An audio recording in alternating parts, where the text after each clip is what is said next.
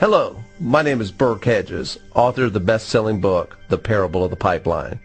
I open my book with a story about Pablo and Bruno, who take two very different paths in their quest for financial independence. What you're about to see is the delightful animated story of their adventure. So, sit back, relax, and enjoy the life-changing lessons in The Parable of the Pipeline.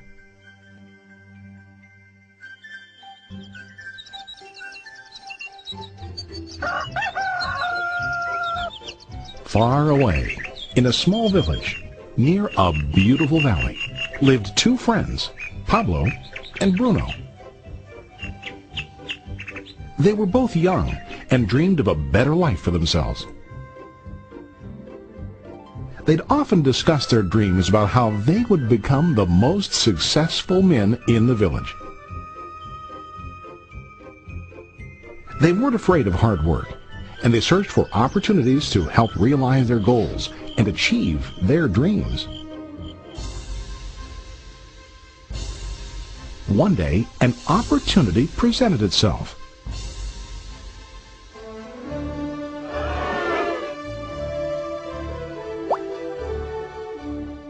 The mayor of the village decided to hire two people to bring water from a spring up on the mountain, across the valley, back down to the village.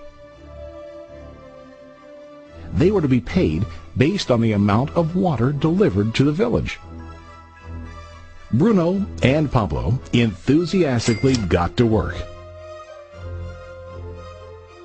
Every day, from morning till evening, they carried buckets to and from the spring. They worked hard, carrying water to the village. In the evening, they'd return home with their day's wages.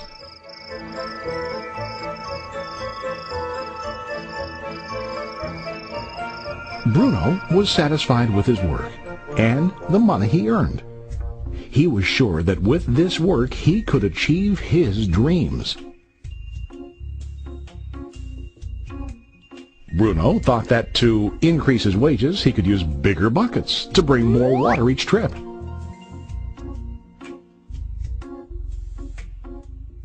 He believed with a larger income he would soon be able to buy a cow and the house that he dreamed about.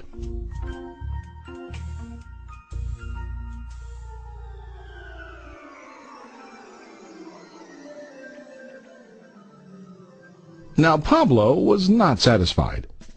At the end of the day, his back and hands ached, and he was exhausted. He was looking for an easier way to earn more. One day an idea occurred to Pablo. He imagined building a pipeline to deliver the water from the mountain spring to the village. With this pipeline, he could get more water to the village without carrying buckets back and forth from the spring to the village. Soon, he got very excited about his idea and began to plan. Pablo, of course, shared his idea with his friend Bruno and asked him to join with him to work on and help build the pipeline. Bruno thought the idea was crazy. All Bruno could think about was what his money could buy today and how to get it quicker. He felt that building a pipeline would slow him down and delay him in achieving his goals. Instead, Bruno got bigger buckets and went more often back and forth fetching water. He was sure that with this method he could make more money. Pablo decided to build the pipeline on his own. He understood that it would not be easy to build, and it would take time to complete the pipeline. Pablo knew that it could take several years to finish, but he set his mind on his goal. Every day he worked and carried water like before. But on weekends and during his spare time, he worked hard to dig in the rocky soil and build his pipeline. In the first month, there was little to show for his work.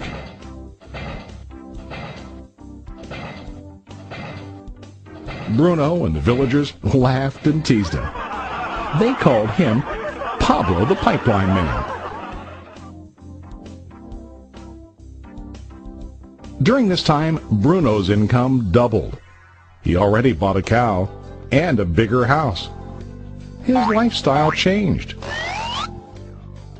He now spent time after work in the bar, enjoying his hard-earned wages from delivering water.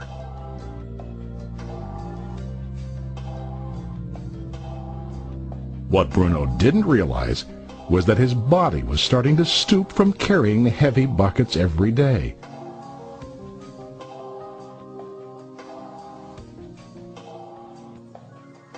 His face looked worn and his body tired. Soon, he began to carry less and less water due to the wear and tear on his body.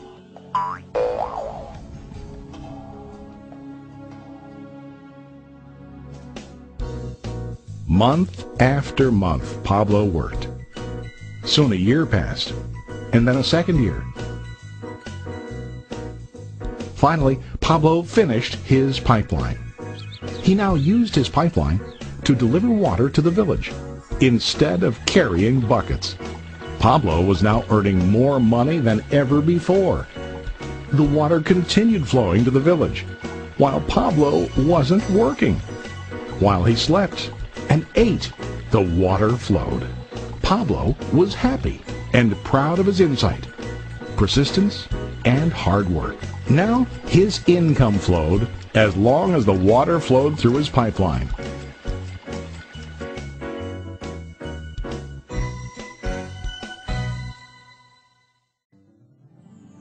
The story of Bruno and Pablo is a reflection of life.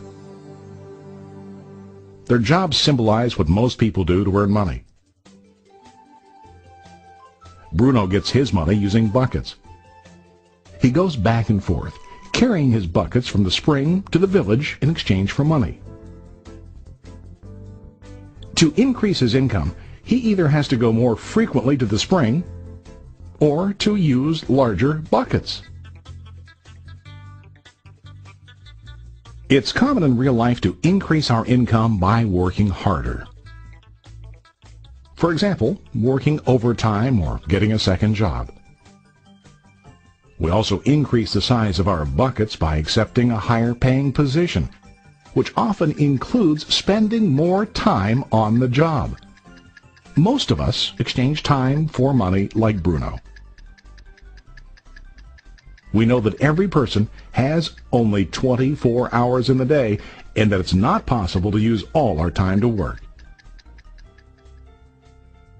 The most difficult time comes when we can no longer exchange time for money due to age, health, or other reasons. Then, our income stops. Now let's review what Pablo did. Very wisely, Pablo did not exchange all of his time for a limited income, but he used some of his time to build a pipeline. He knew that the pipeline would bring ongoing income as long as the water flowed. An ongoing income that multiplied the time he worked each day. Pablo knew that someday, maybe because of age or health, he would no longer be able to exchange his available time for money. Pablo knew that if he could make his idea of a pipeline work, then he only has to do the hard work of building the pipeline. After the pipeline was completed, Pablo was able to monitor and maintain the flow of water to ensure that his income will continue. Pablo has shown us that to earn an income, we don't always have to directly exchange time for money. There really are better ways. How about you? Are you still like Bruno, who directly exchanges time for money? Or do you want to be like Pablo, building and maintaining a pipeline for ongoing income? If you are interested in the idea of building your own pipeline, contact the person who lent you this presentation. You can start building your pipeline today.